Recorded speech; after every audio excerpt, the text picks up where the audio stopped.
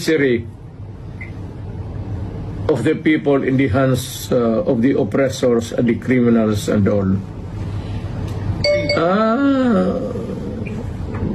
Pwede mo na rin patayin lahat para isang hearing na naman. Sir, kaya yung mga ganyang salita mo, sir, kaya ano eh. Anyway, sir, tama yan. sir, napag-usapan niyo pa ni Tito yung about sa kanyang impeachment, sir? Hindi naman naniniwala yung babae niya ng payo. At saka hindi naman interesado yan kung ma-impeach talaga siya o impeachment ay proceeding. The trial itself, you should not worry a bit. I do not know, but makita mo naman yung sa karakter ng babae na yan. It's totally indifferent yung mga problema na yan. I mean, she can always respond. As always, she has been responding to me. Well, I can always transfer to a new life, a new beginning.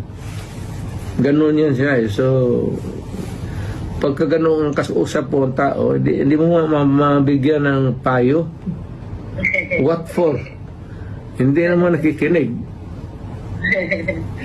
Okay. Sir, what made you change your heart? Kasi alam namin nung una, lagi niyo pong dinidiscourage si Ma'am Inday na wag talagang tatakbo kasi you've been there. Alam niyo, ayaw niyo siyang mahirapan. What made you change your heart and mind and now you're convincing your daughter to run na po for president? Why the change of heart po? Para yung she truly loves her country. Dapat niyang gawin.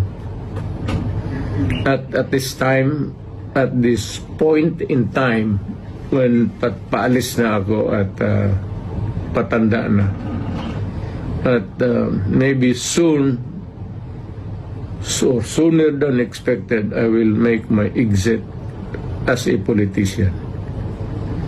And then how did she respond, or what was her reply po to you, sir? I think si Inday has become a political animal.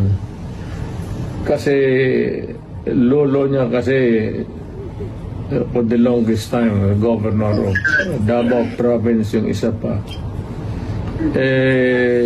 Parang pumasok na sa subconscious level niya yung politika.